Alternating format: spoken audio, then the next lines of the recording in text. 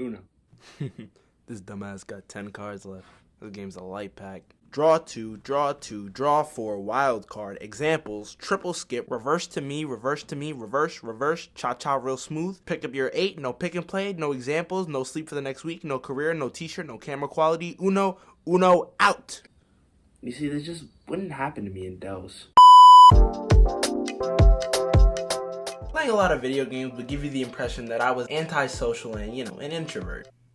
This is correct, but once in a blue moon, I would come out my den, go into the game cover, and bust some ass, which in reality is an extension of my competitive spirit. I need to be the best. I need to win. I'll admit it. I've played a good handful, good entourage of cardboard. So, with my vague to decent experience, let me tell you the 5 objective best games ever. I will take no question. They're in order, by the way, in case you couldn't tell. This is gonna be an absolutely horrible take for people, who sit at tables at the park with their little setup and stuff. Cause my number 5, barely making the list, hanging right off the bottom, one arm and his grip is slipping, is chess. Well, Pix, are you good at chess? No, not really. But follow-up question, smart ass. Do I need to be hit with a metal pipe to know it wouldn't be great for my vertebrae? Nah, I didn't think so. Well, hey, you don't know till you try. Shut the frick up. The reason why I put chess at the bottom when it's objectively the most complicated and strategic game on this list is because it's the most complicated and strategic game on this. That's not a good thing, Look, board games should be something that anybody could pick up at any time and have a pretty good time regardless of the game. But with chess, there's a very small casual zone. A place where you can have fun at the game. You're not too sweaty to where you don't not have fun, but you're still good enough to really know what you're doing. Because the thing is, the better you get at chess, the more intense games get. And say if it's a mismatch,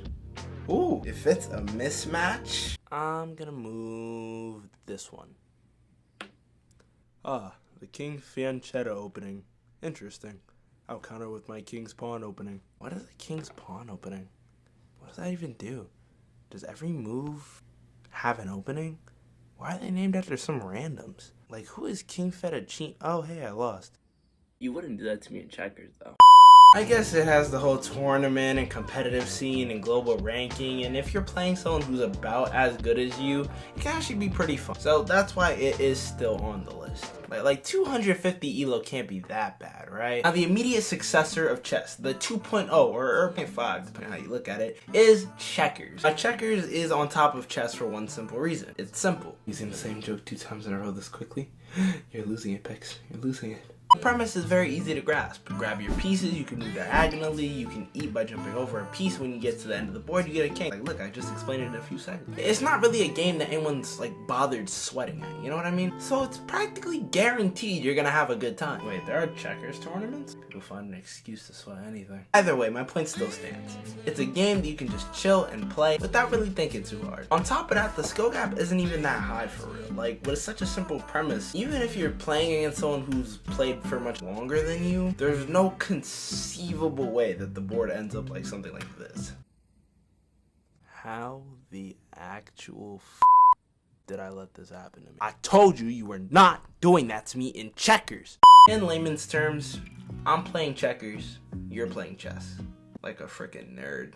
Third best on this list is my personal favorite board game, and that's Connect 4. Connect 4 teaches you 2 very important things in life. Number 1, the sound of the clicking of the pieces is way more therapeutic than you thought it would be. And number 2, you gotta just become a permanent ketchup or mustard ass guy, cause after you pick one, the other is your opposition for life, really. Now, the Connect 4 game is great, but it is affectionately just tic-tac-toe on hard mode. Now, the true beauty of Connect 4 comes from the outside variables, you feel me? But watching your opponent stutter, watching your opponent absolutely baffled on the other side of that, I guess, board? Nah, not really. On the other side of that board, the urge to tip over the game when you know you're about to lose and pretend that shit was an accident, the proximity to slap the ever-living shit out of the guy that just dumped the board because he was losing and pretended it was an accident, it's amazing. I played a lot of Connect 4. They used to call me a demon.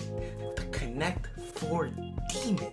In retrospect, that doesn't sound as hard as it did in my head. But no one was taking a game off of me, so who was gonna talk to me? I've played Connect 4 for money, property, weapons, rare metals, and even other board games. So with all this settled, Connect 4 is an easy third place for me. I know it would make more sense to like put it in the fourth place because it just sound right. I just don't have the heart to do that.